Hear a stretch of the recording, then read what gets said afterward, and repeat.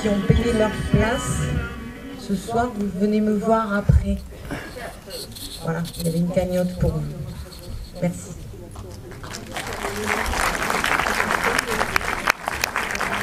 Bonjour à tous. Merci d'être présents.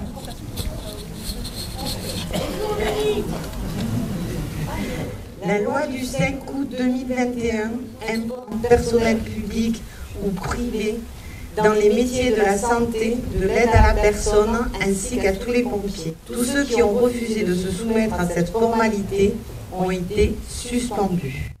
Aujourd'hui, on vous présente le film de Fabien Moine. Fabien Moine est un praticien en santé naturelle, professeur de naturopathie, auteur, réalisateur et éditeur. Le film documentaire Suspendu des soignants entre deux mondes est un projet autofinancé, diffusé en projection débat, streaming et DVD. Il témoigne de la réalité des soignants suspendus en portant un regard critique et constructif sur notre système de santé. L'objectif de cette soirée est de donner la parole, de sortir de l'oubli. Après le film, vous participerez au débat. On a 3 intervenants ce soir qui vont venir se présenter. Je vous en prie. Jean Stevens.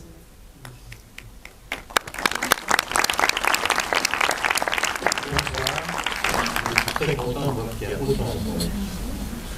Moi, je suis un médecin retraité. J'ai pratiqué la cardiologie à Caussade pendant 15 ans. Avant ça, j'étais en Belgique. J'ai fait de la médecine interne en Belgique, mais la médecine interne a pratiquement disparu en France, donc j'ai pris la sous-spécialité ici de cardiologie. Et j'ai aussi fait 7 ans de médecine générale, ce que je trouve très important dans l'expérience de la Covid, parce que les généralistes ont été exclus de la réflexion, alors que ce sont les seuls qui ont une réelle compétence en matière d'épidémie. Alors, j'ai commencé au mois d'août 2021 une enquête parce que j'ai fait ma 2e injection du vaccin et j'ai été vraiment très mal avec cette injection, et en plus dans ma famille j'ai eu un nombre impressionnant d'effets secondaires importants, graves. Et je me suis dit, là on nous ment. Et alors j'ai commencé une enquête. Pendant 6 mois j'étais sur internet à chercher d'autres voies, et j'ai trouvé effectivement qu'il y avait toute une série de gens de haut niveau scientifique, 3 prix Nobel, etc., qui s'opposaient à la doctrine gouvernementale, je vais dire à la doctrine des hommes politiques. Et depuis lors, je passe une grosse partie de mon temps sur Internet. Et au mois de février, j'ai mis toutes mes réflexions par écrit, en écrivant un livre qui résume bien ma pensée. J'appelle ça la pandémie du mensonge et de la peur.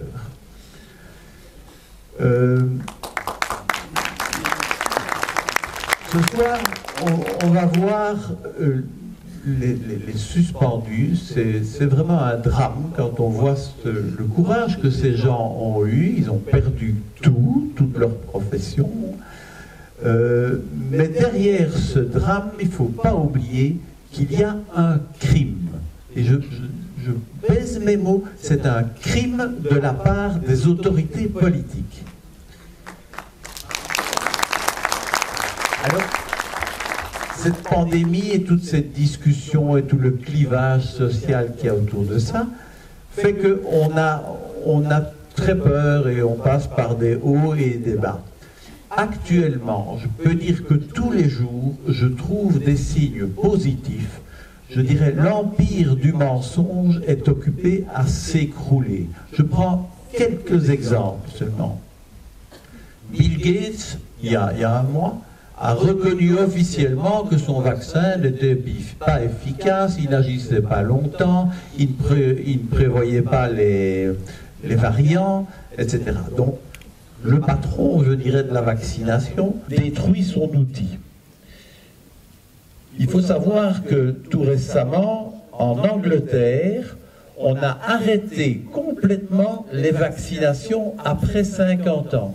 Suite à la démonstration par John Campbell, qui présentait devant la commission de contrôle des vaccinations, toutes les statistiques qui démontraient, mais on le dit depuis longtemps, que le rapport bénéfice-risque est négatif.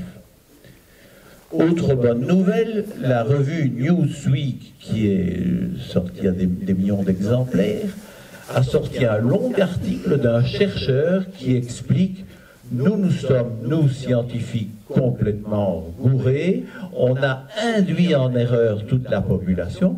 Enfin, tout ça, je trouve ça, c'est vraiment des bonnes nouvelles.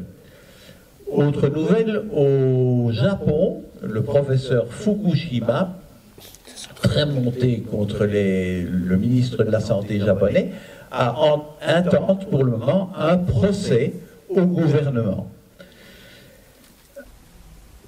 Alors, ici de tout tenir en même temps. Ce qui est très intéressant, c'est que actuellement, on a vraiment une foule de statistiques, toutes les statistiques officielles nationales, qui démontrent qu'il y a une surmortalité, entre guillemets, inexpliquée dans pratiquement tous les pays. Alors, je pense qu'il ne faut pas se laisser décourager, et pour ne pas se laisser décourager, moi, en tout cas, je ne me laisse plus décourager, parce que je crois avoir compris ce qu'on n'ose pas dire.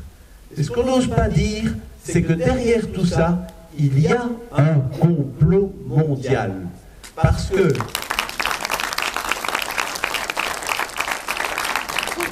nos hommes politiques ont été formatés, vraiment leur esprit a été formaté à une vision du nouvel ordre mondial qui est géré par le Forum économique mondial et par toutes les puissances financières. Et donc, ils nous ont trahis. Ils n'ont pas fait leur boulot de défendre la démocratie. Donc, je pense qu'il faut avoir bien ça en tête, de se dire que nous sommes victimes d'autorités politiques qui sont abusives. Voilà, et il faudra les dénoncer. Actuellement, je suis occupé à écrire un deuxième livre qui va s'appeler quelque chose comme « J'accuse nos plus hautes autorités politiques de haute trahison » et toute une série d'accusations. Voilà.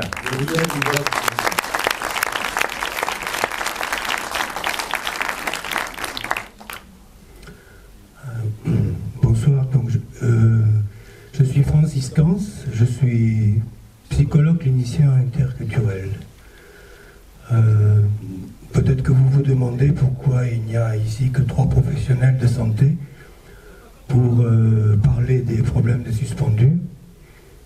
Ça pourrait nous laisser croire qu'il s'agit d'un problème de santé, mais en réalité c'est une décision politique. C'est une décision qui a été prise par les politiques. Donc je ne sais pas où sont les politiques. J'aurais bien aimé qu'il y en ait au moins un ici pour pouvoir répondre à vos questions éventuellement si vous en avez. Moi je voudrais surtout ici témoigner de la souffrance morale, puisque c'est ma compétence, qui a été induite par cette politique menée donc depuis maintenant 3 ans à l'encontre de toute la population, pas seulement de la population française, mais aussi de la population mondiale, et tout particulièrement aussi à l'égard des soignants. J'ai fait pour ma part l'expérience dans mon petit cabinet de recevoir un public tout à fait inhabituel. Un public formé de gens qui étaient anxieux, angoissés, qui ne savaient pas quelle décision il fallait prendre. Donc des soignants, des professeurs, des parents, des gendarmes, des policiers. Donc une clientèle à laquelle je ne suis pas vraiment habitué. Et qui venait juste raconter l'état de désarroi dans lequel ils se trouvaient, parce qu'ils recevaient des ordres et des injonctions auxquelles ils devaient se soumettre, normalement, mais qui ne passait pas bien pour eux, parce qu'une fois c'était ça, après c'était autre chose, ça changeait tout le temps. Il fallait contrôler les gens, par exemple, qui ont un pass sanitaire. Pour certains, c'était absolument indigeste. Donc j'ai été le témoin pendant plus de 2 ans, comme ça, de toutes ces souffrances morales. Et ça m'a permis aussi d'établir le lien avec ce que je pratique depuis 25 ans, c'est-à-dire le décodage psychobiologique des maladies, pour me rendre compte, et là je rejoins un peu les propos de Jean Stevens, que cette pandémie a été très largement provoquée et induite par la politique liberticide anxiogène, créant une multitude de traumas psychiques dans la population et donc la rendant extrêmement vulnérable, donc potentiellement malade. Je vous remercie.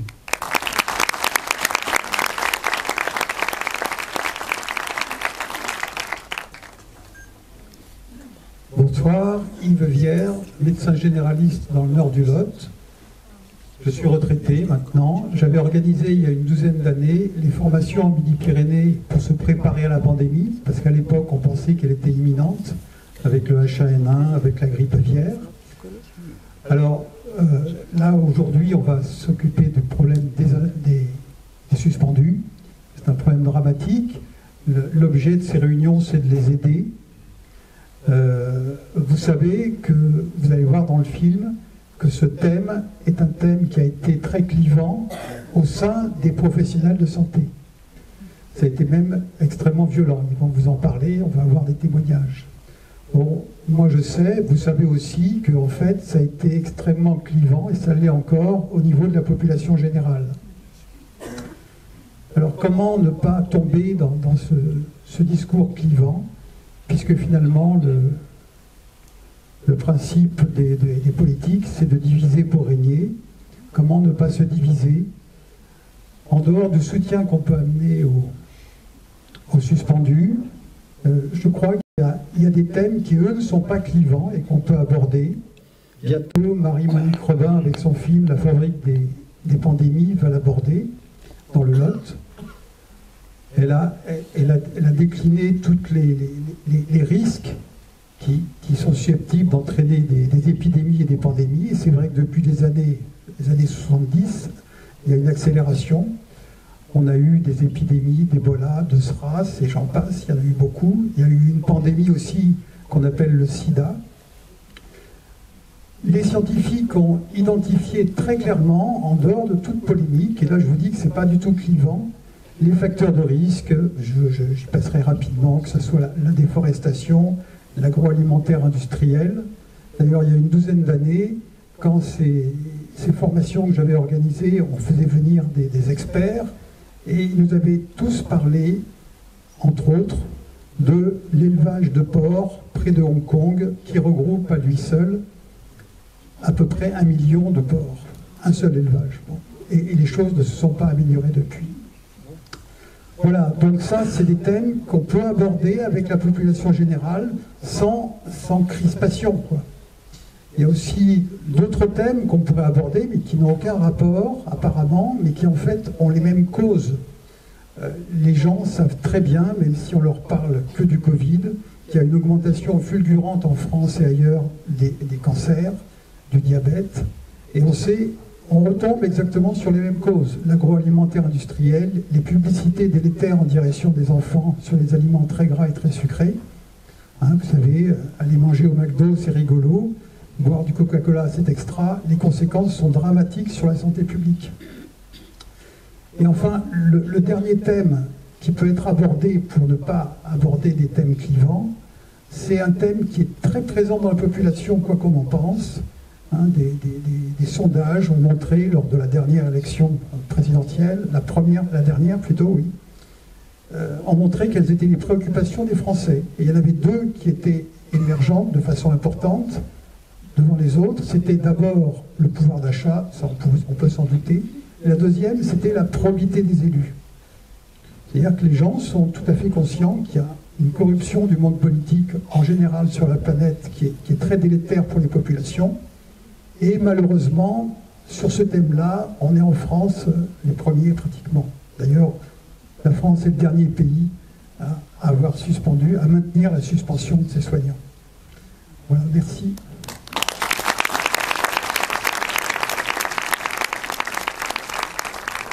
Je vous laisse regarder le film. Bon film. On se souvient de l'amour, de retour du futur. Le monde tourne bien, les plus sont plus nombreux que les moins. On aime l'amour, il nous le rend bien. Merci à tous. J'espère que ce film vous a plu, a répondu à certaines de vos questions.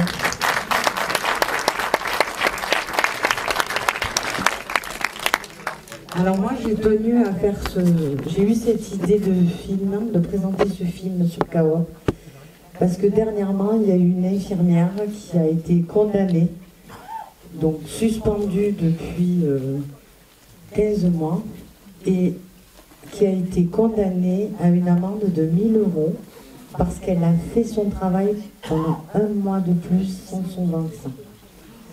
Voilà. Elle a pas voulu abandonner ses patients, juste ça. Et on l'a accusée d'avoir fait son travail. Quelque chose qui ne va pas dans ce que je dis là. Voilà.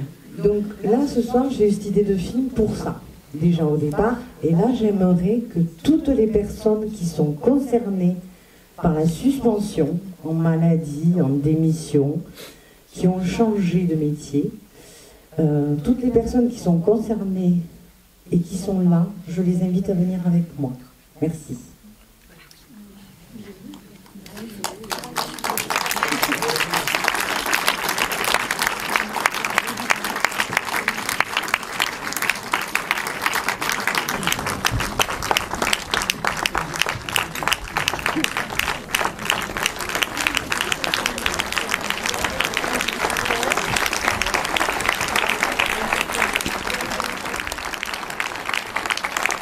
On nous dit qu'il n'y a pas de suspendu, on nous dit qu'on est très peu. Là, je vous donne un exemple, juste sur la salle ce soir, d'accord, sur 150 personnes ou plus. Je vous montre les personnes qui sont concernées ici. Donc ça vous prouve juste là, comme ça. Ça vous prouve bien. Et il y en a qui ne veulent pas se lever, pardon.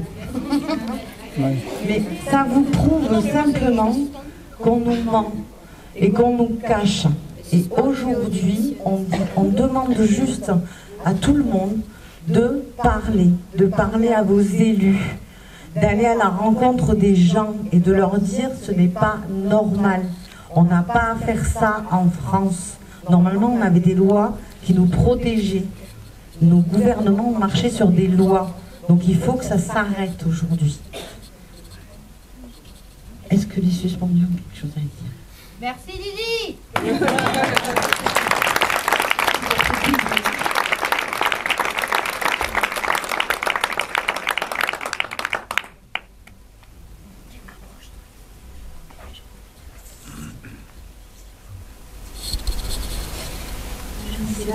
Donc moi je voulais vous dire que j'ai été suspendue par un médecin. J'ai été suspendue par un médecin, M. Olivier Véran. Je l'ai vu vacciner la secrétaire d'État, je ne sais plus comment. Et j'ai vu M. Olivier Véran laver ses mains très très consciencieusement. Je l'ai ensuite vu mettre des gants. Et ensuite, je l'ai vu quitter sa veste avant de vacciner la secrétaire d'État. Je vous invite à aller regarder ce film sur Internet. Faites Olivier Véran, vaccine le secrétaire d'État, et vous verrez que, à mon avis, ce médecin n'a jamais eu cette injection avant cette injection. Voilà, c'est ce monsieur-là qui m'a démissionné, qui m'a interdit de rendre service à mes patients, qui m'a fait mépriser par mon supérieur hiérarchique, mon employeur, qui ne connaît rien à la médecine, qui ne connaît rien à la chirurgie dentaire, puisque je suis chirurgien dentiste. Donc ce sont tous ces messieurs qui ne connaissent rien, qui m'ont foutu à la porte. Et bien moi je leur crie aujourd'hui.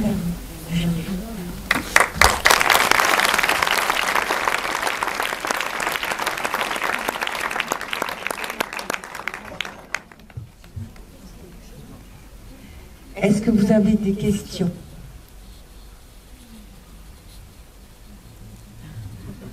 Moi, j'ai pas une question.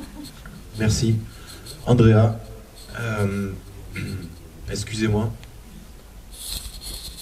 Je suis... ça m'a ému, en fait. Ça m'a réveillé ce que nous avons pu vivre pendant les 3 dernières années de manifestations, de lutte. Peut-être que ce qui est dit à la fin du film, c'était... Peut-être qu'on doit changer les mots, peut-être que c'était des manifestations pour nous retrouver, peut-être que c'était quelque chose qui nous a rassemblés pour construire ce que nous sommes en train de construire. Je suis désolé, j'y arrive pas. Hein.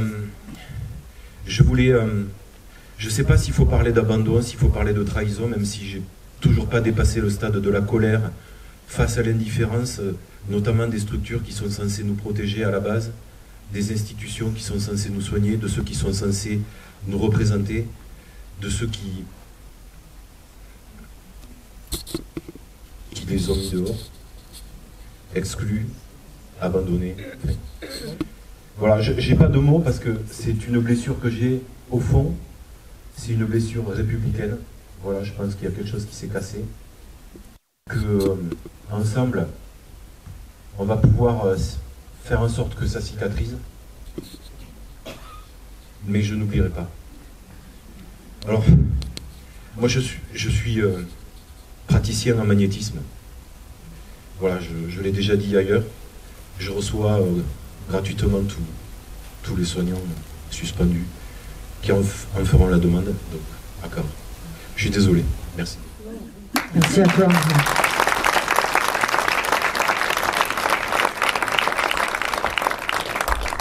Je suis beaucoup aussi dans l'émotion. Parce qu'en effet, ça fait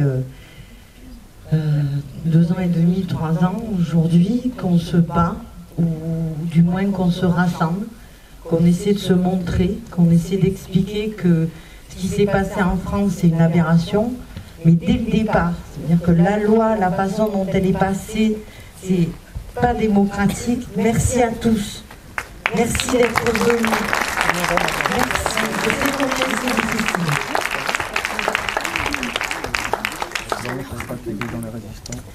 On a encore des suspendus, des procès contre des soignants qui n'ont pas lâché leurs patients. On attend toujours nos politiques, nos syndicats pour nous défendre. Le gouvernement a enterré la loi Kouchner. Le gouvernement a bafoué le code de Nuremberg. Tous sont absents. Du coup, on a créé notre propre syndicat, le syndicat Liberté Santé. Ce syndicat nous permet de nous aider au niveau de la justice et savoir comment réagir quand on reçoit une lettre aussi agressive qu'une suspension. La liberté que nous défendons est une liberté altruiste, celle de la recherche commune d'une société plus équitable qui prenne en compte la richesse des compétences que chacun peut apporter avec son individualité dans la limite de ce qui lui semble admissible de donner et dans l'intérêt de la société.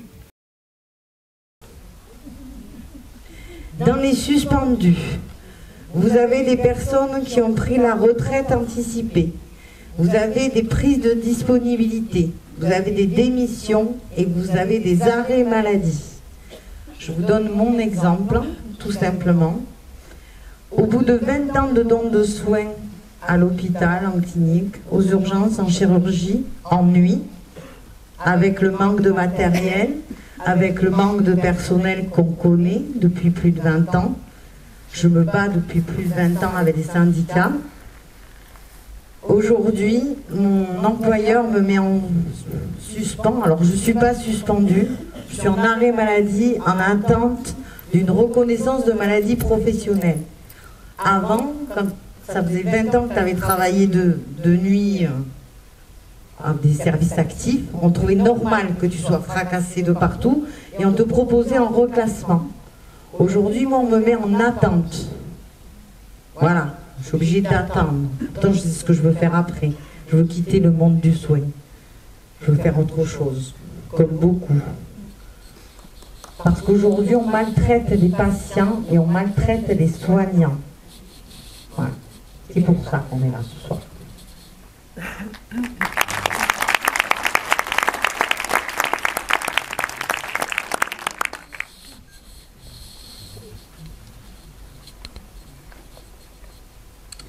Bonsoir. Alors, moi, je ne suis pas soignant. Je suis pas dans la médecine. Je suis paysan. Enfin, j'étais paysan.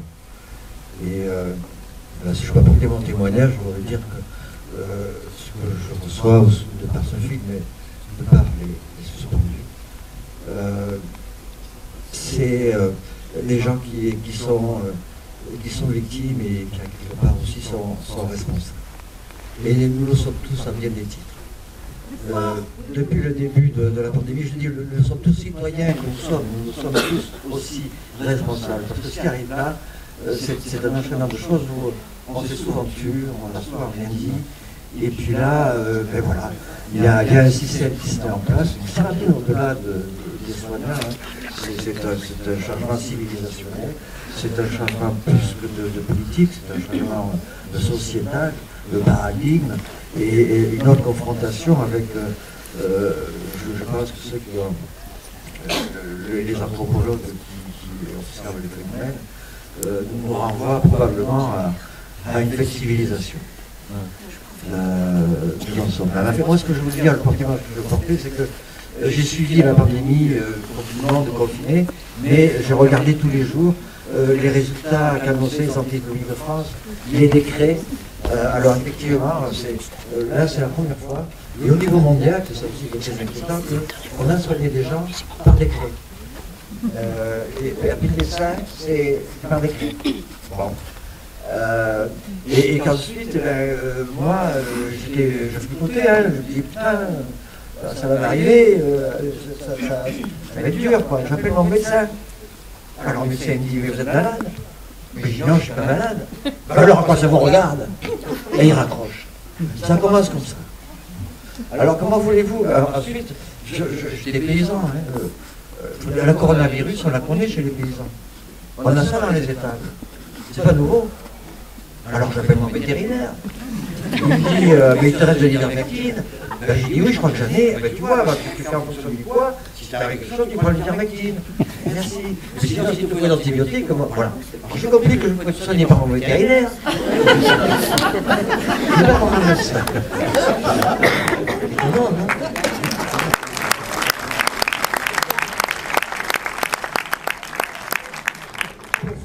La même chose arrive la période des tests. Bon, moi j'avais déjà compris, je n'ai pas fait le test, je n'ai jamais porté un masque, pas vacciné, rien. Mais le vétérinaire a la même chose. Il dit, on a des laboratoires d'analyse vétérinaires qui sont là, qui pourraient, parce que des analyses de sang, on fait ça, mais même pas 48 heures après, on a le résultat. Mais non. Non, on a attendu le test PCR, celui même qui l'a inventé, qui dit que c'est pas terrible. C'est cela qu'on a fonctionné. Depuis le début, on a marché sur la tête. Hein. Et tout ça va arriver par une politique de discrimination, parce qu'au-delà de cette politique-là, on est dans des politiques de discrimination. Alors, moi je ne vais pas comparer, hein, ce qui n'est pas comparable. Mais je veux dire qu'en même temps, on a appliqué les mêmes méthodes qui ont servi un jour à envoyer des gens dans des camps de concentration.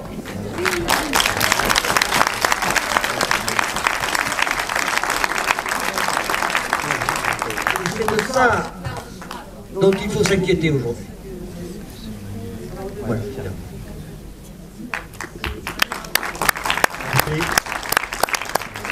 Moi, ce qui m'intéresserait, c'est de savoir combien de personnes ici ont lu les textes de loi de l'état d'urgence.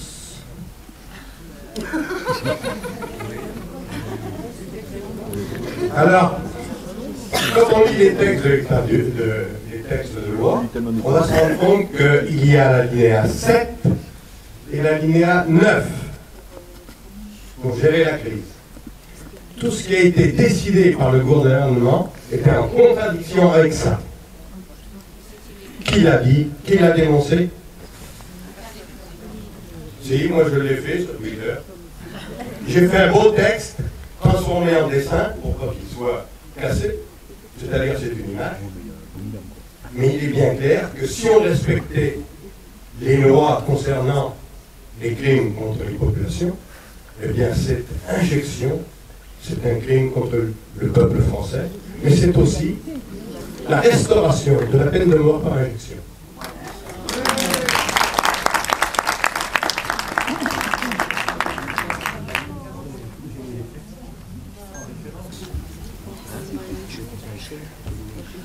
Je voulais témoigner du fait que pendant 40 ans, j'ai été soignée par un médecin, homéopathe, acupuncteur, et j'étais remboursée des médicaments prescrits et de la visite. J'étais soignée, moi qui ai eu un salaire de prolo, comme un riche pareil.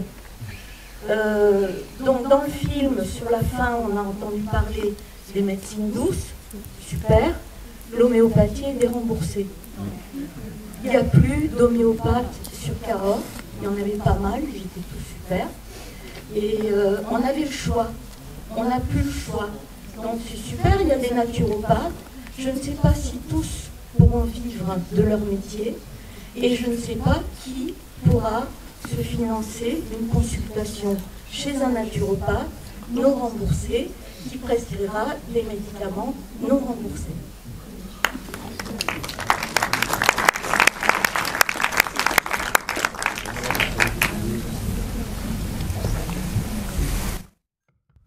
Oui, il y a, c'était pour venir au sujet de la crise actuellement, il y a quelque chose qui semble peut-être pas trop lié avec la vaccination, mais depuis un certain temps, vous avez, ça correspond avec le développement de la pollution électromagnétique qui fait que beaucoup de personnes développent aussi des cancers, des enfants qui ont des gliomes du tronc cérébral, etc.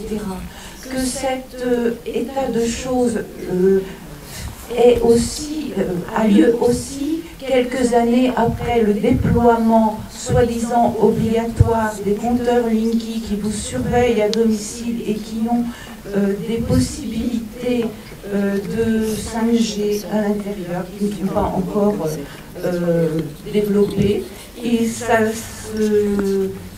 il y a également le déploiement de toutes les antennes 5G qui en fait bousillent complètement le système immunitaire des gens et font que les gens tombent malades parce que c'est délétère et qu'il y a plein de preuves scientifiques de l'aspect délétère de tout ce qui est téléphonie mobile et tout ce qui est pollution électromagnétique et que bien sûr tout ça se développe au même moment.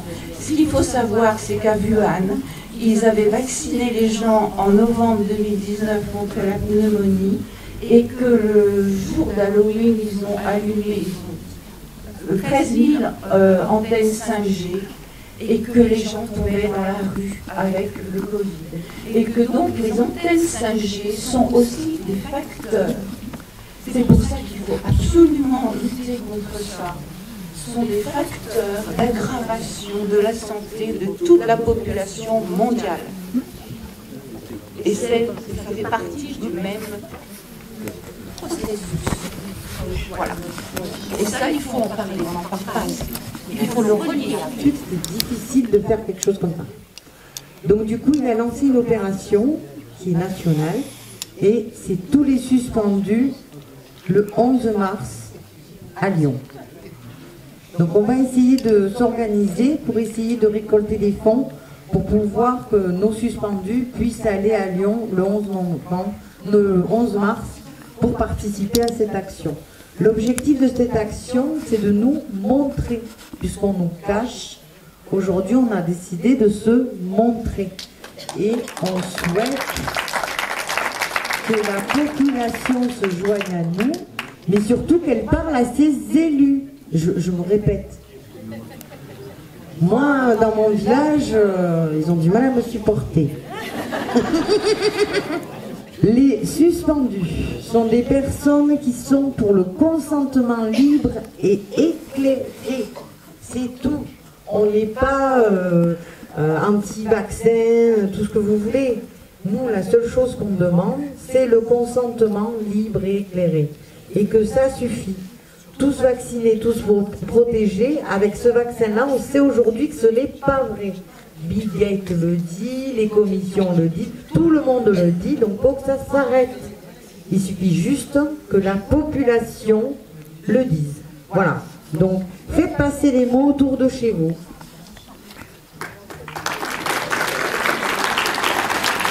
Ce que j'ai ébauché tout à l'heure, je pense vraiment que maintenant, la question de savoir est-ce que ces vaccins sont bons ou sont pas bons, ils sont mauvais. On a toutes les statistiques pour le prouver. On les avait déjà depuis pas mal de temps. Les hommes politiques font semblant qu'ils n'entendent pas tout ça. Ils sont d'une mauvaise foi crasse. Ce sont des criminels. Donc il faut les attaquer. Et si on ne les attaque pas, ils vont continuer à faire comme ils font. Ils sont supportés, il faut se dire, par les gens les plus puissants du monde. Hein. Le Forum économique mondial, on n'en fait partie que si on a des revenus supérieurs à 5 milliards de dollars par an. Donc, ce sont vraiment, c'est la plutocratie qui est derrière eux. Donc, ils se sentent très forts. Ils se sentent imbattables. Il faut les abattre. Ce sont des gens dangereux. Oui, moi, je voulais revenir donc en tant que psychologue clinicien sur les effets délétères sur la santé de la population qui ont été causés par la politique et des gouvernements. Au mois de...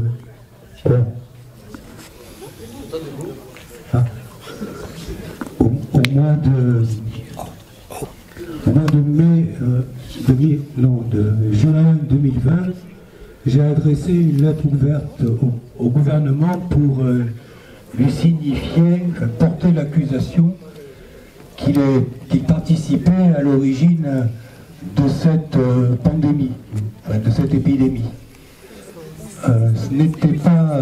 évidemment, il y en a eu des gens qui ont été malades, mais les causes ne sont pas là où on a voulu les voir. Les causes sont vraisemblablement créées par le climat délétère dans lequel vivent les populations. Et je vais vous faire l'illustration, en quelques mots juste, de ce que j'ai écrit au gouvernement quand on veut pourrir l'espace vital aérien d'une personne et donc ses voies respiratoires.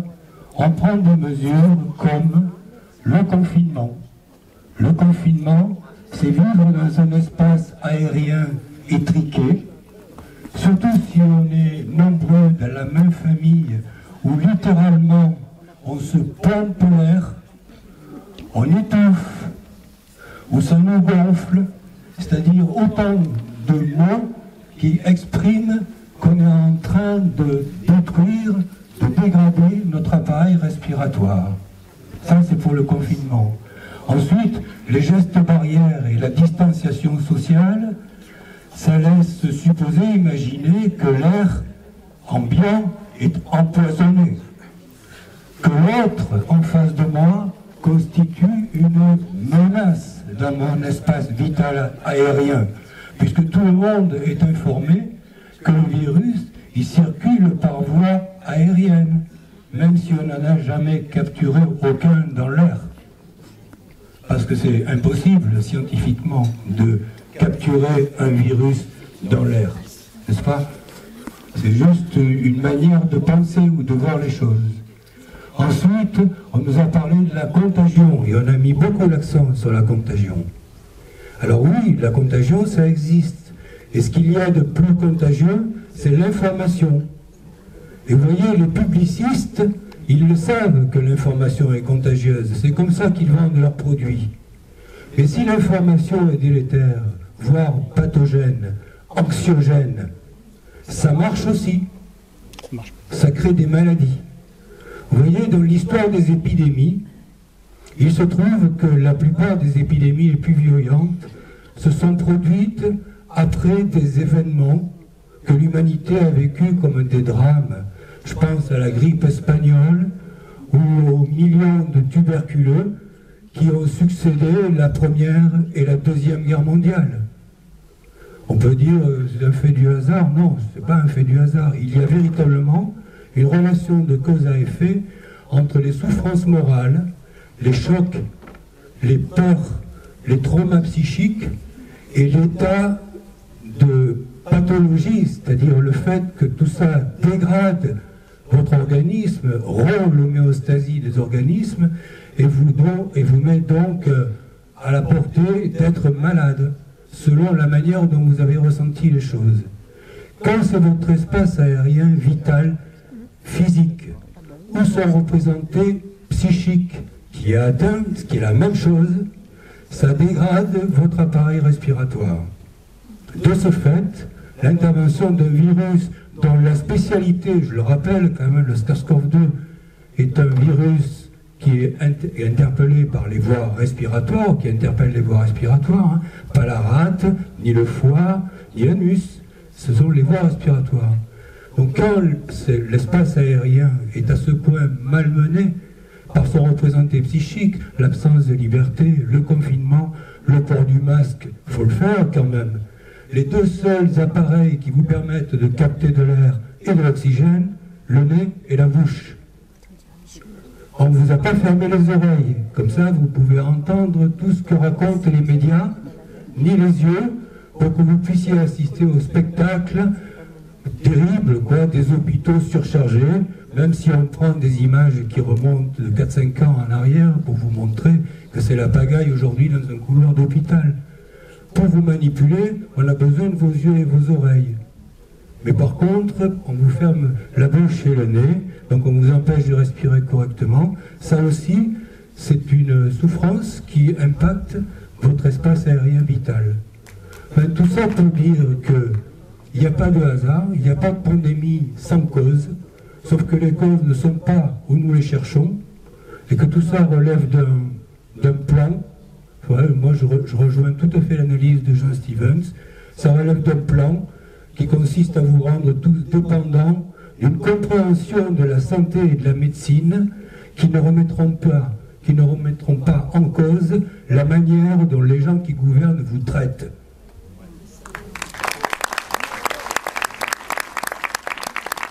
Un petit détail à ajouter. Je suis venu avec une trentaine de mes livres, s'il y a des gens qui sont intéressés.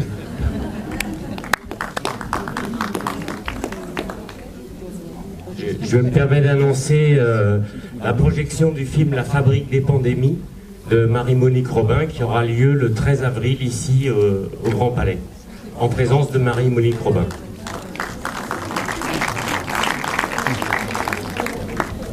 On a des questions ?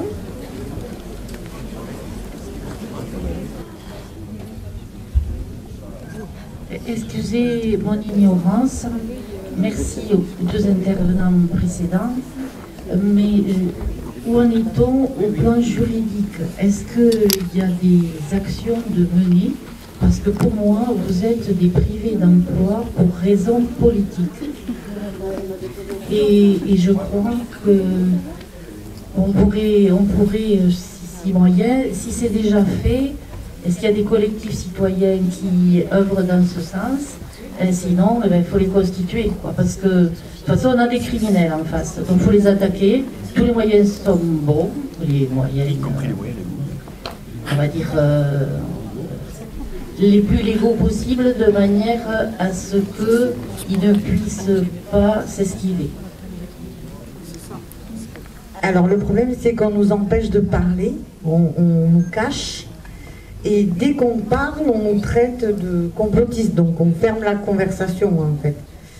Et le problème, c'est que même nos politiques du Lot, quand on vient à la manifestation pour la retraite, on te dit c'est la retraite. Si tu parles des suspendus, on te dit ah non, non, non, c'est pas le moment. Ben, en fait, les suspendus, c'est des anciens travailleurs, vous savez. et on cotise plus du coup à la retraite. Donc là, ça fait 15 mois. Excuse-moi, mais tout est lié. Parce que la Sécu est en train de les financer grassement quand même. Et s'ils veulent nous, soi-disant, faire travailler les gens un peu plus longtemps, s'ils veulent récupérer, enfin c'est un marché de dupes cette histoire, parce que s'il faut le démystifier, on en a pour un quart d'heure. Mais je veux dire que ils savent très très bien, il s'agit de démolir la Sécu pour le moment, et de se gaver en attendant pour faire passer le système assurantiel. Donc bon, tout est lié. Donc vous avez tout à fait votre place dans la manif des retraites. À demain. Alors, le problème c'est que j'y suis à chaque fois, mais à chaque fois on me dit t'as la parole mais quand il n'y a plus personne. Ok. Ah non, alors pardon, justement j'allais y venir. On s'est organisé en France. Les personnes qui ont été suspendues, les personnes qui ont refusé le pass, ont réussi à s'organiser. Et en fait, on a créé des collectifs locaux. Et moi, je vous invite à rencontrer les collectifs locaux. Bien, je vais essayer d'apporter quelques éléments d'information à la dame qui a posé la question sur le plan juridique. J'accompagne et je défends 10 salariés suspendus sur le Lot. Et leur dossier est dans les tuyaux, si on peut dire, simplement au Conseil de prud'homme de Cahors. Voilà. Donc j'ai déjà eu des audiences pour un qui n'est pas un soignant, mais un veilleur de nuit. Parce qu'on parle beaucoup de soignants, mais en fait c'est en termes d'établissement de santé. Donc ça veut dire que toutes les personnes qui travaillent dans l'établissement et qui ont des métiers différents sont concernées. Par exemple, un archiviste qui ne rencontre jamais les patients, qui travaille en télétravail, a été aussi suspendu. Donc là, je parle sous l'oreille attentive de salariés qui sont suspendus de l'établissement départemental qui emploie plus de 1000 salariés, donc un gros employeur. J'ai déjà eu à plaider face à l'avocat du cabinet parisien. Et en fait, les dossiers, il y en a 10, les dossiers sont en cours. Ça va être d'ici ce printemps et cet été que j'aurai à nouveau à plaider pour les autres. Mais ce que on peut retenir, mais qui est valable ailleurs, dans d'autres juridictions prud'homales de d'autres régions, ce sont les arguments que j'ai en face, qui sont imparables, mais que j'essaie de démonter. C'est le fait que l'employeur applique la loi. Voilà. Et donc que le Conseil de prud'homme est là pour faire appliquer la loi. Là, je fais très court, mais en gros, c'est ça. Donc l'employeur, s'il n'applique pas la loi, il a une amende, ça relèvera du pénal pour eux. Et il faut savoir que le policier au niveau territorial, c'est quand même l'ARS. L'ARS, c'est l'Agence régionale de santé, c'est-à-dire une émanation du ministère de la Santé. Voilà. C'est l'ARS qui apporte les injonctions auprès des établissements, parce que ces établissements, alors précision que je n'ai pas apportée, je vous parle au nom du privé, je n'interviens pas sur le public. Donc l'ARS apporte des financements publics aux établissements privés, ce qui fait que les établissements sont le doigt sur la couture du pantalon. Ils ne peuvent même pas procéder à des ruptures conventionnelles, ça leur est interdit par l'ARS. Ils peuvent pratiquer ce type d'interruption du contrat de travail pour d'autres personnels, mais pas pour les suspendus. Donc là, c'est une discrimination, une de plus.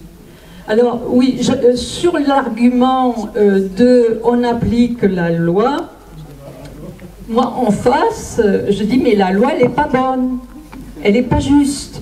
Et je démontre pourquoi. Donc c'est l'inconventionnalité de cette loi qui ne respecte pas, bien sûr, tous les codes déjà français, du travail, de la santé, civile, etc. Où effectivement il y a des principes fondamentaux qui figurent dans chacun de ces codes. Mais également, cette loi du 5 août 21 ne respecte pas non plus les traités internationaux. Donc là, il y a vraiment un gros souci. Alors, donc, je mets en avant le fait que si la juridiction prud'homale considère que la loi n'est pas juste, elle a compétence pour le dire. Et bien sûr, il faut argumenter. Et heureusement, il y a déjà des décisions, il y a de la jurisprudence, vous en avez peut-être entendu parler, dans tel endroit, il y a des salariés qui ont été réintégrés. Ça existe. On n'en parle pas beaucoup, mais ça existe. Donc moi, je m'appuie là-dessus. Donc c'est important. Ça veut dire qu'il y a des juges qui ont le courage de dire que là, il y a un problème. Il y a un problème. Je ne rentre pas dans les détails de type juridique, mais c'est possible. Donc la question de fond, c'est l'indépendance des pouvoirs. Vous avez peut-être connaissance, hein, il y a le pouvoir législatif, le pouvoir exécutif et le pouvoir judiciaire. Comme vous pouvez vous en douter, sur le fond, dans ce type de situation que l'on connaît, qui est totalement inédite, il n'y a aucune indépendance. Aucune. Et le Conseil d'État, il y a eu nombre de recours pour démontrer qu'effectivement cette loi est inconventionnelle. À chaque fois, c'est une impasse. Le Conseil d'État trouve toujours les arguments pour dire mais si, le produit est sécurisé, nous avons des agences, etc. Bref, c'est un dialogue de sourds. Donc sur le fond, ce que ça révèle une fois de plus, c'est qu'il n'y a pas indépendance des pouvoirs. Donc je peux difficilement m'appuyer sur un pseudo-courage des juges pour dire, et taper le poing sur la table en argumentant, mais là, il y a vraiment un problème. Voilà. Mais fort heureusement, les salariés que je défends sont avertis. Ils n'attendent pas forcément de gagner ce recours, hein, mais au moins il est question d'eux. On en parle. Et c'est déjà là une première victoire que je considère comme telle. Ils ne sont pas oubliés, ils ne sont pas abandonnés, enfin du moins en ce qui me concerne et de ce que je représente. Donc la lutte continue. Alors, j'ai une question. Je m'excuse, mais effectivement, je vais rebondir sur ce que cette dame a pu dire. Aujourd'hui, on a toujours des actions à faire. Moi, j'ai toujours défendu les soignants suspendus sans salaire. Et le meilleur moyen, aujourd'hui, on ne l'a jamais vu par les médias, tout le monde le sait. Donc, eh bien, je l'ai fait à 2 reprises. Et donc, comme on a pu me voir, avec le panneau de ces soignants suspendus. Et moi, ce que je propose, et je vois que j'embête beaucoup les syndicats, c'est de se mettre devant, demain notamment. Moi, je suis prêt, et je vois que les Gilets jaunes qui le font depuis longtemps sont tout à fait d'accord. Merci Gilbert. Je tiens à dire que les Gilets jaunes nous ont toujours soutenus. Les Gilets jaunes ne m'ont jamais dit excuse-nous, mais c'est pas le même combat. Ils m'ont toujours accepté. Sachez que tous les samedis, midi, Ils mangent au rond-point de Rebourg McDo. Je vous suggère de vous arrêter tous les samedis pour partager votre expérience, ou même partager un petit bout de pain. Voilà, juste pour vous dire qu'ils ont toujours été là. Là, je vous propose, il faut qu'on libère la place, je vous propose de prendre la suite en bas au pot de l'amitié.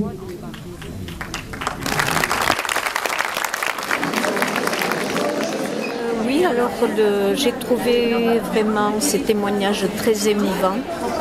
Et quelque part, je suis encore en sidération du fait que j'ai le discours de M. Emmanuel Macron quand il nous dit « nous sommes en guerre ».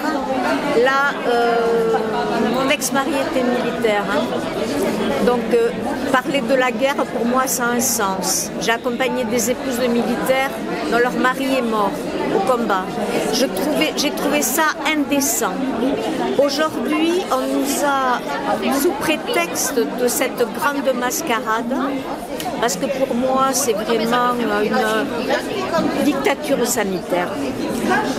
On nous a privés de liberté comme jamais. Et vraiment, j'ai du mal, encore aujourd'hui, à me dire comment on a pu laisser faire. Et quand est-ce qu'ils vont s'arrêter ?